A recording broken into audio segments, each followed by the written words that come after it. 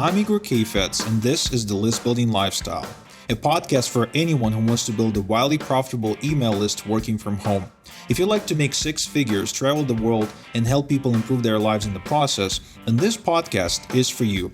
I also invite you to attend a free workshop at igor.ac where I'm teaching how I made $21,779.45 in affiliate commissions by sending just 481 clicks to my affiliate link in one day. I'm also explaining why I walked away from ClickBank and I don't promote ClickBank offers anymore, as well as the 5 things I look for in a perfect affiliate offer. I'm even going to show you the one-page website that I used to make over $500,000 in affiliate commissions this year, and I'll even bribe you to attend this workshop by giving you a $497 value course that shows you how to cherry-pick high-converting affiliate offers for your next affiliate promotion. In addition, I'll even give you the 3 offers I'm promoting right now that are making me money as we speak. All that and more at igor.ac. And now it's time to claim your list building lifestyle.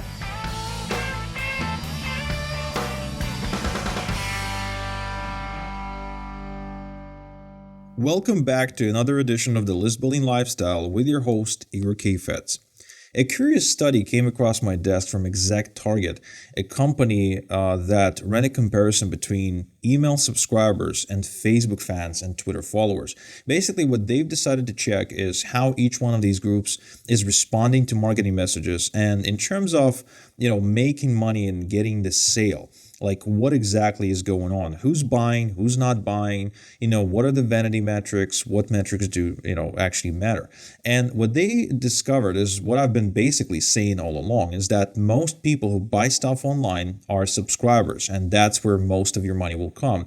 For example, they've identified that if they compare people's first check, right? So the first thing they check in the morning, then what they find is that 58% of people online consumers, people who actually buy stuff online, they check their email first thing in the morning. Then 20% of people check a search engine or a portal site, kind of like CNN.com, I'm guessing, or something like that. And only 11% proceed to check their Facebook, or I would say check their Facebook first thing in the morning.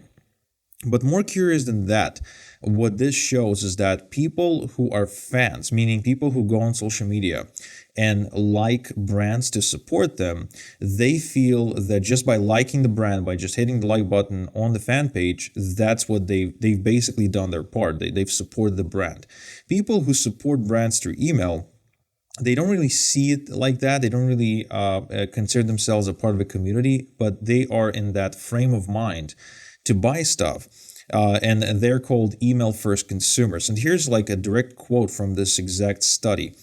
So unlike email first consumers, unlike their Facebook counterparts, check email as their first daily online activity, have more utilitarian motives when engaging with brands. They're usually seeking product or promotional information related to your brand and are less interested in interacting with you socially or for entertainment purposes.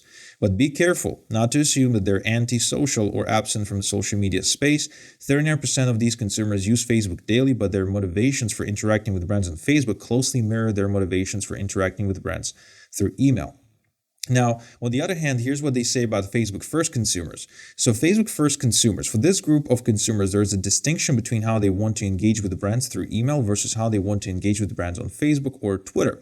These consumers are social beings by nature, drawn to the social aspects of the internet. They're more likely to engage with their favorite brands for the sake of being social, for entertainment purposes, or to support a particular brand. Then they are looking for deals or promotions only after they've got their entertainment part or craving basically handled.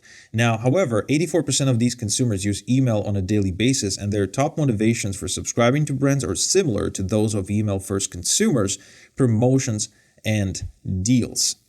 Facebook first consumers are more likely to share information they find online than their email first counterparts, and are usually as likely to share this information through Facebook, about 40%, or Twitter, 4%, as they are through email, 43%. So I don't know what you're hearing, but what I'm hearing from this study is that if you want to sell more stuff, you need to be using email, because even though people do engage brands on Facebook, although that's debatable now, considering the fact that less than 2% of people probably ever see your messages on Facebook when you post them. And if you ever want to get in front of people on Facebook, you have to pay for each and every single view. Otherwise, it just doesn't work. They changed the algorithm a long time ago to support this so they can make more money. But if you really want to make sales, you better either, even if you're driving people off social media, you better move them to email immediately and really draw that line between people who are just social media people to the people who are also using their email. Or you just better off focusing on email consumers, because again, the keyword here is that email first consumers, again, I'm quoting here, they're usually seeking a product or promotional information related to your brand and are less interested in interacting with you socially or for entertainment purposes, which is the complete opposite of what Facebook first consumers do. They do want entertainment. They do want to engage with you socially, because that's what they crave, rather than giving you money. Now, again, I love interacting with my people. We have Facebook groups where we interact, where we share and we socialize, and that's awesome. But I would never do that just for the sake of the interaction. And I don't see too many people doing that either. For example, even people like Evan Carmichael, who pretty much rely on social media to drive their traffic, what they do is they have a one-way conversation on social media. They don't really necessarily engage people on a high level. When Grant Cardone releases a new video, he's not checking the comment section to see what people are writing about him. He just continues to make the next video. So, but that's only possible when people want to hear from you, right? If you're starting out, if you don't have a brand, if you don't really have a service that people engage with, then using social media it just will not result in a monetary gain. You'll probably end up making some friends, but I don't think that you'll end up building a business out of it, which is, again, if you're listening to this podcast, you have to understand there is no other purpose to starting an online business than to make money. And this is something that most people do not get, which I'm really, really surprised, because why else would you get into business? And I'll give you a perfect example. I was attending this mastermind by my friend Steve Sims. And Steve he's the author of the book called Bluefishing, where he describes how he's been pulling off some crazy stunts and getting people to meet celebrities, getting you to be a James Bond for a day, really cool stuff. So if you've got money and you want to experience something new and exciting, you can check out his book, and you can probably reach out to his agency at bluefishing.com. But Steve also has a marketing mastermind where he just puts together these really interesting groups of people from all kinds of different backgrounds. And I was attending one of these masterminds in LA several months ago, where I got to meet a bunch of people from the music industry, from authors, a motorcycle racing champion, America's number one highest paid sex worker, a bunch of really interesting people you probably wouldn't have met in real life if you just continued to stay within the same circles. Now, was it life-changing? No, it wasn't.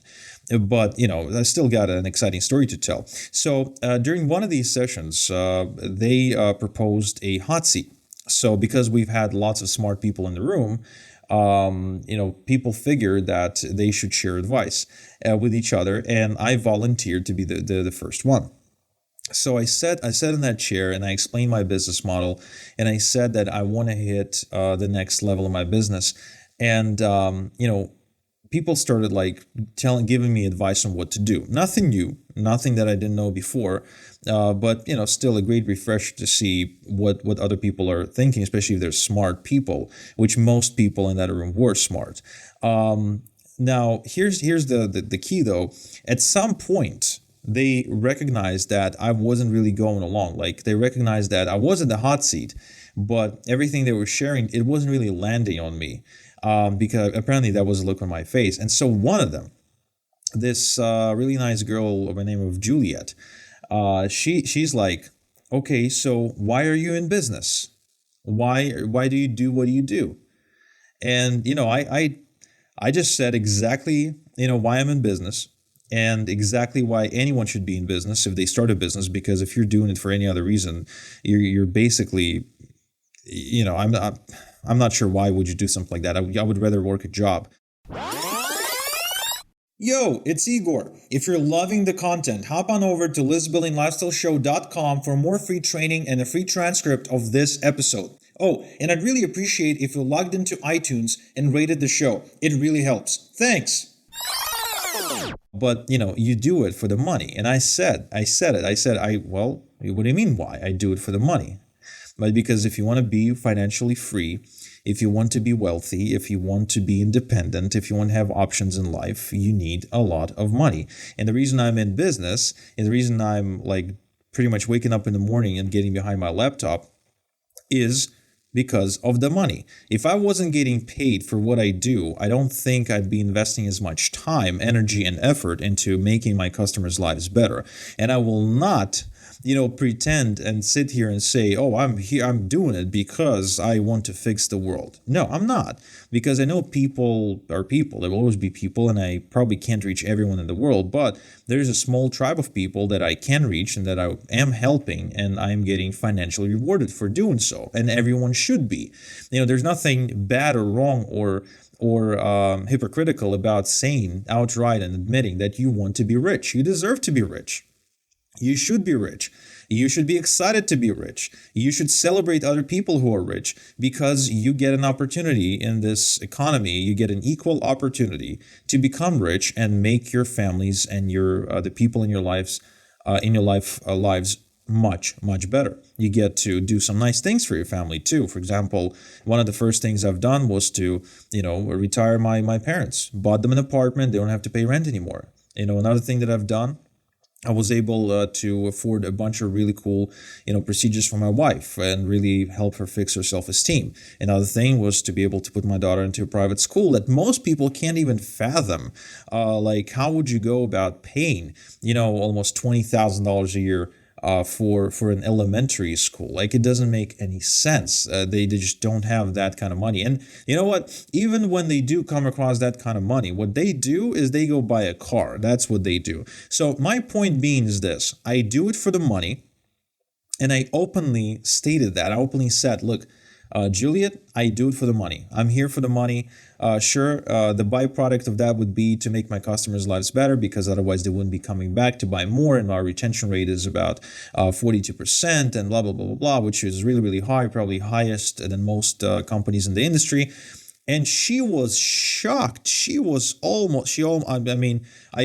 seen that look on her face that she's going to puke. Like, she was appalled. Like, how dare you, to want to be rich? How dare you to want to profit, instead of telling me that you're here to save the unicorns and the seahorses, even though she herself charges people $25,000 for I think coaching, like for just telling people what to do or something like that.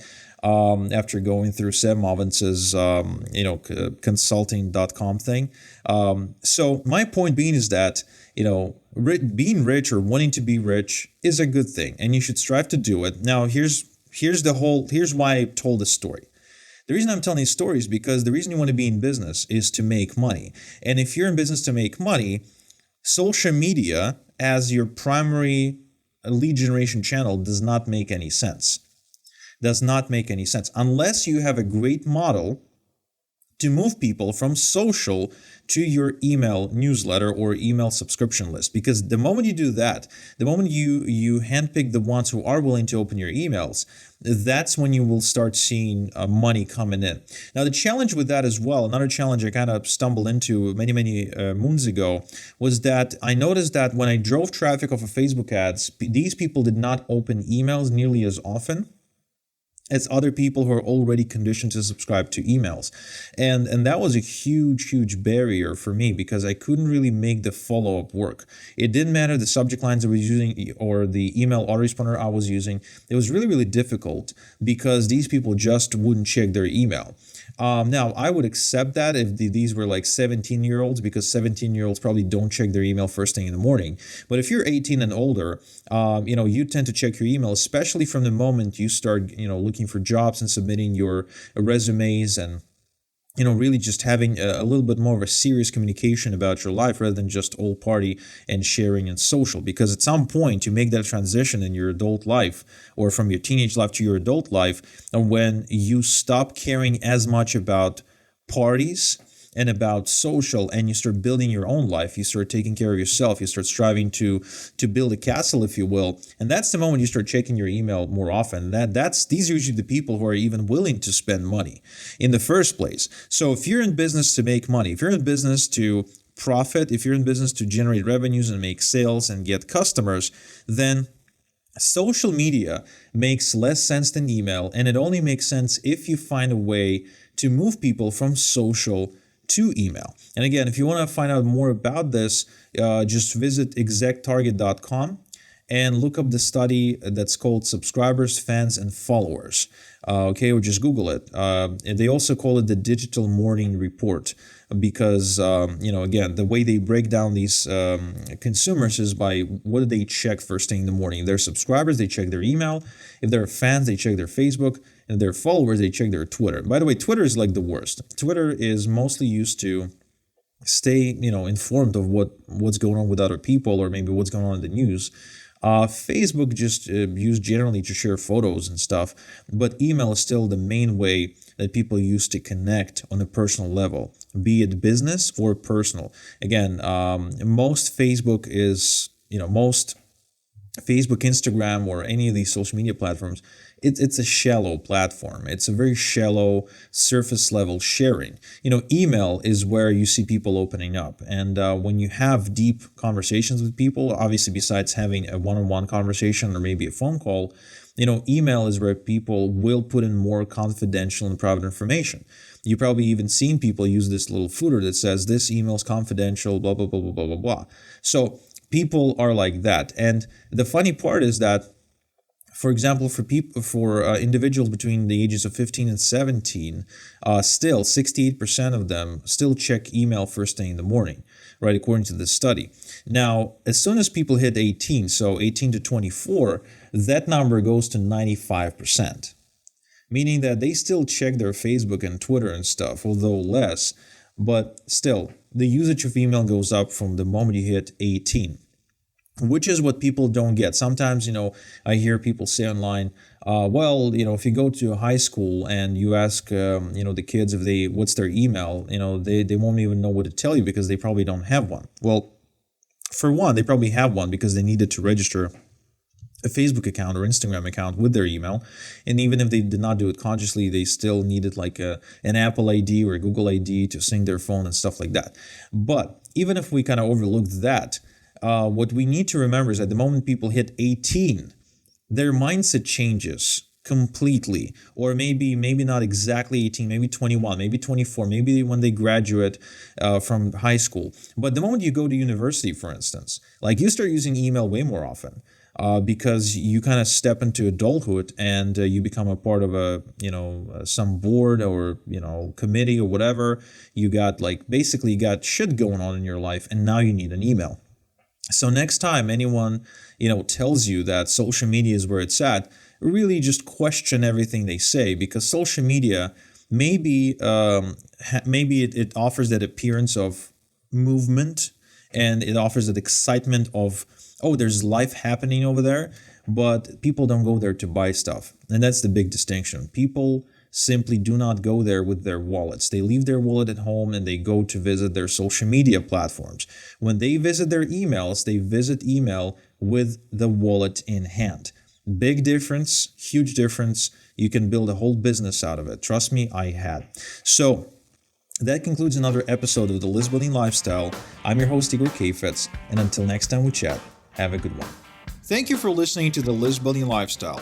Get access to previous episodes, the transcription of today's show, as well as other exclusive content at listbuildinglifestyleshow.com. Also, don't forget to claim your free seat at the workshop I'm hosting this week, where I showed the two-step system that made me the top affiliate for people like Matt Basak, John Crestani, Richard Legg, Michael Cheney, and many others. In fact, on this workshop, I'm going to show you the exact approach I take whenever I promote an affiliate offer, the exact offers I promote, as well as how I was able to make over $500,000 in commissions using my small list of just 18,000 people promoting a weird type of product that almost no one else promotes. All that is yours at igor.ac. So go ahead, claim your seat right now, and I'll see you there.